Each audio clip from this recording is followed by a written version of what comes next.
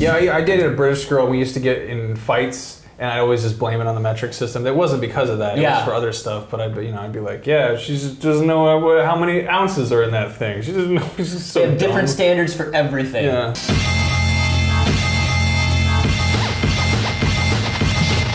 This is like your day coming up. Yeah, it's May 4th. The anniversary of the day that sounds like the beginning of May the Force be with you. But if you had a lisp, it would be perfect. It probably already sounds May the 4th be with you! Yes. I love how people think that that's the day that Star Wars came out. And it just it's not. This is a cool pun, you know? It was Memorial Day weekend. Yeah. I like that you're festively dressed, but you're not festively dressed. This has got to be the one day that you haven't worn a Star Wars shirt in like the last month. I bought a really ugly Boba Fett shirt on Amazon last night when I was drunk. I'm pretty proud of that, but it's not here yet. But yeah, I mean, Star Wars. We talked about Star Wars before. I'm always okay with talking about Star Wars some more. Since then, I played a little bit of Jedi Knight 2 Jedi Outcast, which was a good game. Sort of holds up. It holds up okay. That's the gray game in the Jedi Knight games. Am I correct? Yeah, I would say so. And the Jedi Academy is more the orange game. Yeah, Jedi Academy is the one where they're like, you can do whatever you want, you can have rainbows, the lights, you can be a Rhodian lady, or what, you can be whatever you want. It's all customizable. And I think that Jedi Outcast was kind of a good balance between pretty rudimentary sort of old school video. I mean, I think it's the last really solid modern Star Wars game. I think that Jedi Academy became sort of spread too thin. I don't remember when Knights of the Old Republic happens in the mix. I think that came afterwards. I don't like KOTOR. KOTOR strikes me. I honestly, everyone's gonna get mad at me for that, but it's the thing that I always say is that it's so far removed from the Star Wars that I know and love. And I know it's supposed to be in a fantasy universe, and it's like, oh, like 1,000 years, like who cares? No big deal. They still have lightsabers. They still have the same space travel. But I'm like, that's not an interesting 1,000 years. That's not a fun millennia. Nothing cool happened. That's like having a Spider-Man prequel that's about Uncle Ben's grandpa. Yeah. And it has nothing to do with Spider-Man, except he's got spider powers for completely unrelated reasons. That's why I think it works. I think like the fundamental problem we've seen with so many of the Star Wars games is the ones that tried to take on grand narrative. So that's removing like the racing games and Rogue Squadron and stuff like that. But stuff like Jedi Knight, when they tried to tell the story, they're drawing a comparison to the story at least of 4, 5, and 6.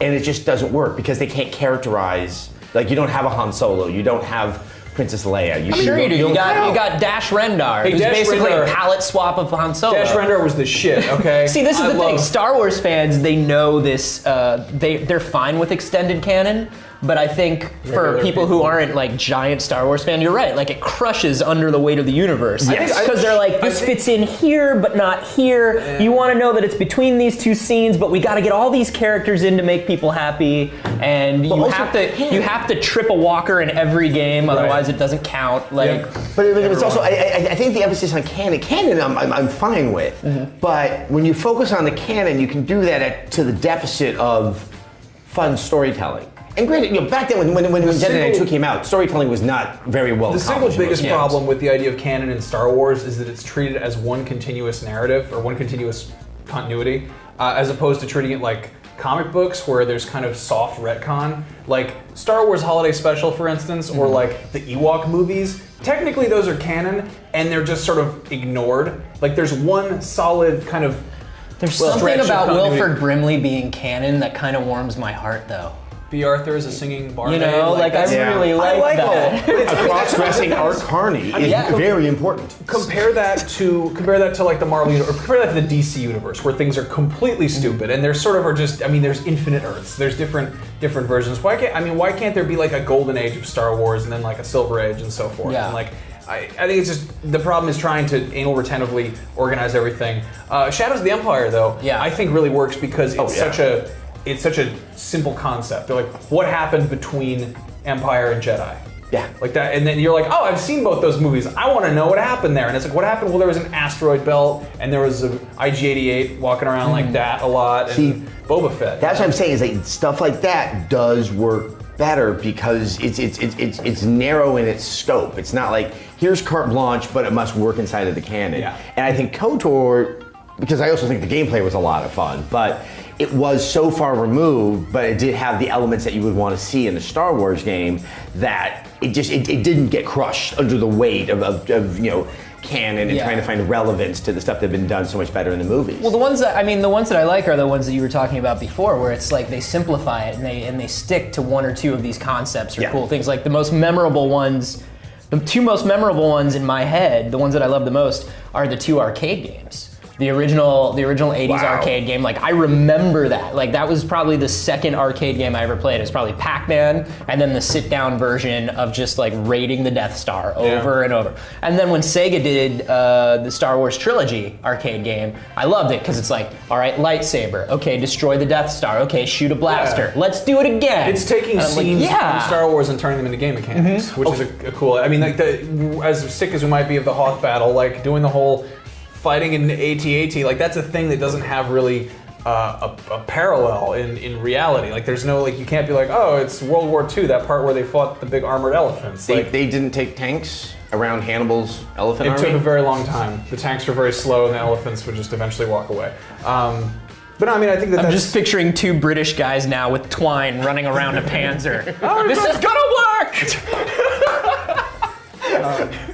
Yeah, I mean, like, look at Pod Racer. Like, Pod Racer is like, that's the thing, that's the, no matter how much you might hate Episode 1, you still gotta be like, the Pod Race was pretty cool. Yeah. And making a game based on it, like, if you took all the Star Wars branding off of that and gave it to someone who'd never seen Episode 1, they'd be like, this is a really imaginative game. Yeah. This is a totally unique experience. And unless they played Wipeout, but yeah. Right, yeah. What if Wipeout was like chariots? Yeah. Do you guys recall Super Bombad Racer? Yes. On the Dreamcast? Yep. Yeah. That's that other group of Star Wars games. PlayStation 2 games too.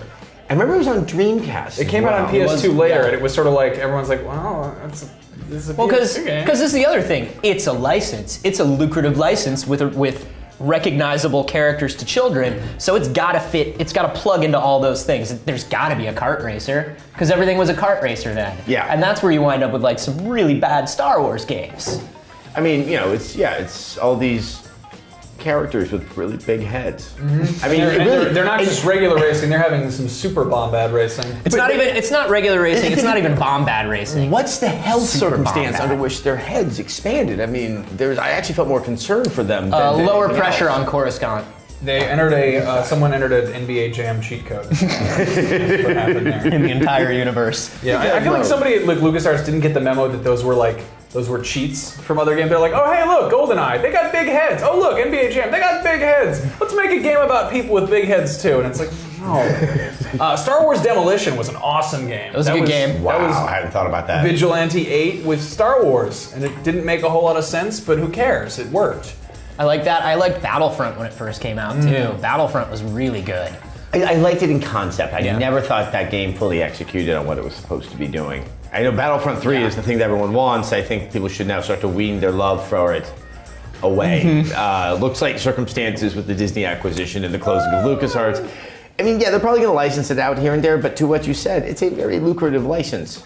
Disney is familiar with lucrative licenses, and they tend to skew young, because I don't think anyone there knows about grown men that are happy to shell out like 3 bones for a nice statue of something from Star Wars. At the same time, like they have Marvel now, and they've been good about how they use Marvel licensing, and I have to wonder if like they got some smart licensing people. Maybe they know like you can market this game towards the kids, and then there's an older Star Wars fan who will like this. But Marvel licensing and what it can generate to Star Wars, I mean, I think you're talking about 5 times the potential if you kind of skew it a little bit young, just because of the way it resonates. I mean, Spider-Man, there's a lot you can do with. I mean, Spider-Man pajamas seem to be the most de rigueur thing for 4-year-olds. But I think Star Wars is there's just so much there. I mean, we'll find out soon enough. Yeah, definitely. So.